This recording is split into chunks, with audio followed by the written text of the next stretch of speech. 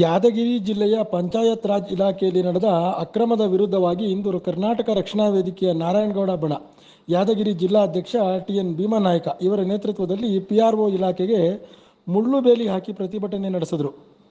ಲೆಕ್ಕಶೀರ್ಷಿಕೆ 5054 flood damage ಗ್ರಾಮೀಣ ರಸ್ತೆ 2021-22ರ ಯೋಜನೆಯಡಿಯಲ್ಲಿ ಕೈಗೊಂಡ ಈ ಕಾಮಗಾರಿಯಲ್ಲಿ ಭಾರೀ ಅವ್ಯವಹಾರ ನಡೆದಿದೆ ಅಂತ ಇಲ್ಲಿ ಅವರು ಆರೋಪಿಸ್ತಾ ಇದ್ದಾರೆ. ನಡೆದಿರ್ತದೆ, ಸತ್ಯ ಅದು. ಇಲ್ಲದೇ ಇದ್ರೆ ಯಾರು ಬಂದು ಅಲ್ಲಿ ಪ್ರತಿಭಟನೆ ನಡೆಸೋಕೆ ಅವ್ರಿಗೇನು ಹುಚ್ಚಿಡ್ದಿರಲ್ಲ.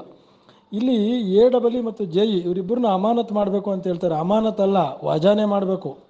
ವಜಾನೆ ಮಾಡಿ ಬಿಸಾಕಬೇಕು, ಜೈಲಿಗೆ ಕಳಿಸ್ಬೇಕು ಅವ್ರನ್ನ. ಕಳಪೆ ಕಾಮಗಾರಿ, ಸುಳ್ಳು ವರದಿ, ಸುಳ್ಳು ಬಿಲ್ಲು, ಹಳೆ ಕಲ್ಲು, ಹೊಸ ಬಿಲ್ಲು ಇವೆಲ್ಲ ಈ ಬದ್ಮಾಷ್ಗಳಿಗೆ ಹೊಸದೇನಲ್ಲ. ಇದು ಇಡೀ ರಾಜ್ಯದಲ್ಲಿ ನಡೀತಾ ಇರುವಂಥದ್ದು.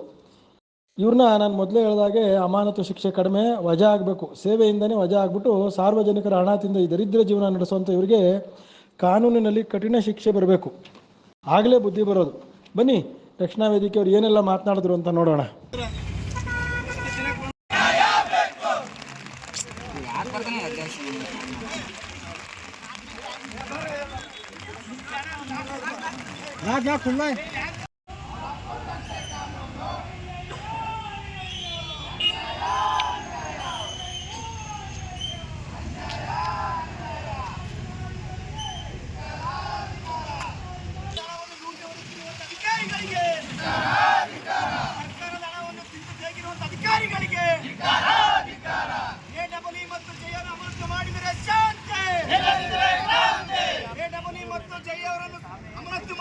JE ಮತ್ತು AEE ಮತ್ತು ಎಜುಕೇಟ್ ಇಂಜಿನಿಯರ್ ಇವರೆಲ್ಲರೂ ಸೇರಿ ಆ ಗುತ್ತಿಗೆದಾರ ಹೆಸರಿನಲ್ಲಿ ಹಣವನ್ನು ಪಾವತಿ ಮಾಡಿರ್ತಾರೆ. ಯಾವುದೇ ಕಾಮಗಾರಿ ಮಾಡಿರೋದಿಲ್ಲ.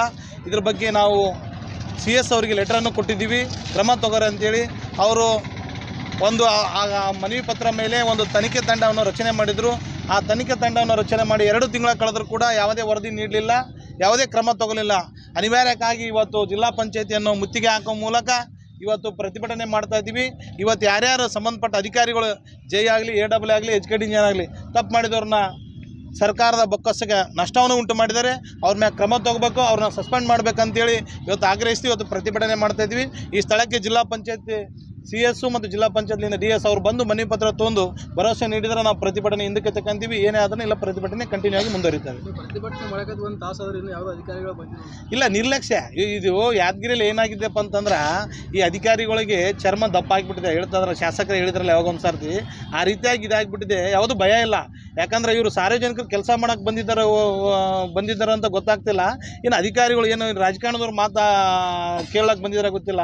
ಇವರು ಸಾರ್ವಜನಿಕರು ಕೆಲಸ ಮಾಡೋಕ್ಕೆ ಬಂದಿದ್ದಾರೆ ಅಂತಂದ್ರೆ ಪಬ್ಲಿಕ್ ಕೊಟ್ಟಂಥ ಅರ್ಜಿಗಳಿಗೆ ಸ್ಪಂದಿಸ್ತಾ ಇದ್ದರು.